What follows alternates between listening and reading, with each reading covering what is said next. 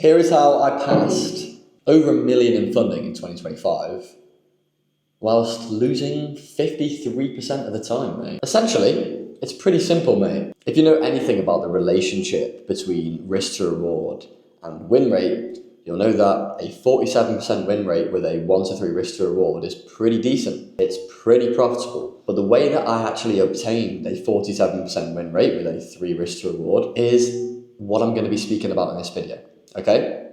Now, if you're new to day trading, you might think you need to win a lot more than 47% of your trades in order to be profitable, but I'm here to tell you that that's not the case. If you risk very high and you only make a very small amount of R in a year, as long as your accounts don't get tapped out, you can make more money than someone that risks very low and makes a very high amount of R in a year. And if you don't know what R is, it's essentially a really good way to track your trading performance. So imagine if I have a stop loss like this, and then I have a TP the same size as that stop loss, that would be a 1-to-1 R trade. So if I risk $1,000 and I win that trade, I'll win $1,000, but I could also lose $1,000. I do a 1 to 3 R trade. So my stop loss is like this, my TP is 3 of those, so I'm betting on the market going up 3 times more than I'm giving my stop loss, okay?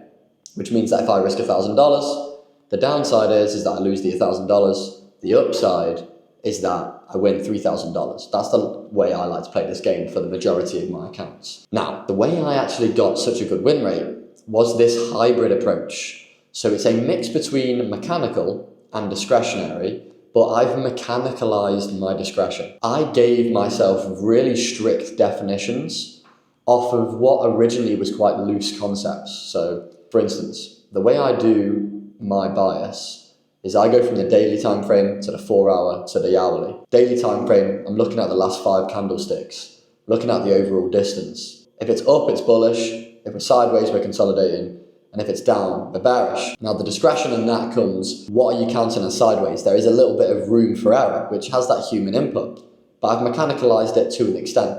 I give the same amount of tolerance every time. On the 4-hour and 1 hour, I'm looking for significant highs and significant lows. 3 significant highs in a row getting raised, whilst at the same time 3 significant lows in a row getting raised, would be my minimum definition for an uptrend, and then vice versa for a downtrend. But what is a significant low, and what is a significant high? This is where the aspect of slight discretion comes in, because a significant high needs to have, number 1, a fractal, which is the indicator we use, and then number 2, on the line chart, it needs to have that N shape or a V shape, with a combination of distance up, distance down, and the shape of the high or low. Now, I've done so many reps that my definition of that is so rigid. And the guys that trade the hybrid model, we always pretty much have the same reads.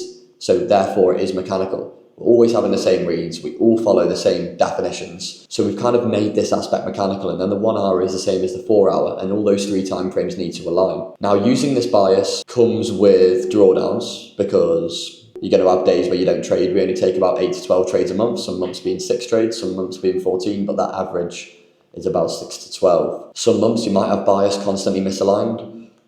Can happen. But the direction accuracy that we're getting using that is insane. Obviously, showing the results.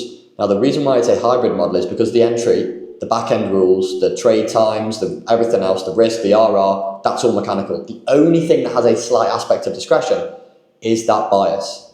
But I've noticed that that is insanely beneficial. Now, it does cut you out of some opportunity. When we are in winning periods, the hybrid model in comparison to the mech will win far less. But when we are in losing periods, it will lose far less. Do you know what I'm trying to say? So that's why I've had this win rate with this approach. And I've been trading this since February. Okay, I left my full-time job with the full mech, doing 1 trade a day, pretty much most of the trades in London session, trading EU and GU.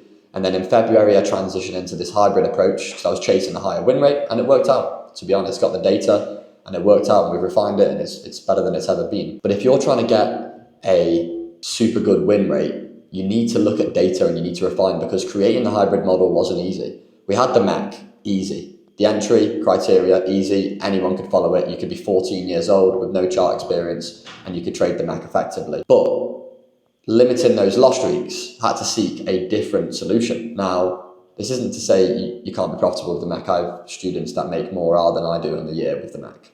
It's just the case of it. So in winning periods, they get paid. But they should get paid more than me if they had the funding. But it takes them time to build the funding. Now I've been playing this game for longer, so do you know what I'm saying? But in the losing period, it's much more beneficial on your mental, but it's much harder to learn. It's much harder to apply the hybrid. If you want to just check in and check out, the MEC's for you. If you want to chase a bit higher of a win rate, the hybrid's for you. I always recommend all of my students to diversify, trade the MEC and the hybrid, because when the MEC could be losing, the hybrid could be winning, and vice versa. You're just hedging your bets on the uncertainty of the future. The reason how I passed prop perms so well this year in comparison to last year was because I've not just only done the hybrid, which, to be honest, actually made me less money than I could have made. I'll be real. Because in May, June, July, I would have made double the risk to reward if I was on the MEC, to be honest. But that's okay. I did have MEC accounts, sound. But I didn't lose as much in April and August, which were the 2 losing months this year for me.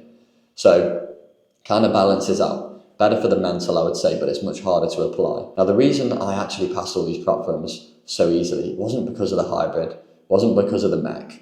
Although the title says with the win rate and stuff, it wasn't because of that. The actual main reason was the back-end diversification that I've applied this year, whether that be pair diversification on certain accounts, risk diversification on certain accounts, timing, i.e. session diversification on certain accounts. So many layers to my diversification, so my consistency just kept rising and rising and rising. It's mad what something outside of TradingView can affect your strategy. If you're just buying fundeds willy-nilly and allocating all the pairs and trading all the sessions on the same accounts, you're going to open yourself up to insane loss streaks. The less trades you take, the better per account, in my opinion. So if you were to grab some 2 cents from this video, diversify more, trade less per account, but trade more across accounts, if that makes sense. Do you know what I'm saying? But I went from like 200k this year in funding to my peak was 960k in funding. I did have a little retrace with my futures accounts because I was going really high risk on my futures accounts. And I got a 3k payout and then it got denied. And then I was like, sound, we'll just run it up even more. And then I went on a loss streak. And then obviously with the futures, you lose like half of the buffer you've created once you reach certain balance because it's equity-based drawdown. And then I just got tapped out. And we'll re-get those. I've got back all the challenges. We'll repass those throughout time and I'll keep you in the loop of that. But that's the game. You're up funding, you're down funding. You're up funding, you're down funding. With high risk fundeds, you've got to be accepted to lose it. With my FTMO accounts, I risk low. With some of my ACG accounts, I'm risking low because I want to keep them. But some of my accounts that I pass, like the 10Ks or the futures, I'll risk a quarter of the drawdown because I'm in it for the fucking win. If I lose the account, I'm going to cry. No, I'll just pass it again. It's fucking money in, money out, bro, with this game. Too many people get too attached to funded accounts. If you are too attached to a funded account, play the live capital game instead. The funded account game is not for you. Or risk lower, because once again, the high risk funded account game is not for you then. Frankly, probably one of the main reasons why I passed more funded than you this year, maybe not, maybe you've passed more than me, rude boy. I just buy more as well. I probably buy more challenges than you. And I don't really break my plan. I broke my plan recently in a retarded way by pulling out for news that I shouldn't have pulled out for because someone in the Discord told me to pull out and I was in a rush. That's the only time I broke my plan, like the last year. And it was like a stupid mistake. But whatever, I'm only human as well, mate. That's the last time I don't verify the news for myself. You told me to pull out. Everyone pull out for news. Bro, it was CAD news. I was on an NQ trade. Alright, bro. Cheers for that, mate. But whatever, you live and you learn, and that was my fault for not checking Forex Factory myself and relying on somebody in the Discord. Classic stuff. TLDR for this video, a summary. Number 1, you can refine your model, find out the best win rate session for your pair, find out max loss streaks, diversify to mix up those loss streaks and cut them in half and get better probabilities. Diversify in the back end anyway, with your timing, your risk, your eval types, your pairs, your sessions, even variations of your strategy. Buy more fundeds because you're probably not buying enough. If you have a bad mental with fundeds, don't play the game, play live capital instead. If you can't afford to buy more fundeds, work more, or just accept that you're not going to pass as many, and it's going to take you a bit longer, which is fine. You can pass a bit slower and use those funded payouts to get more fundeds. That's also an approach. But don't complain that you're not passing them. And stay dialed, and put the work in the back end to collect data so you feel confident in the market.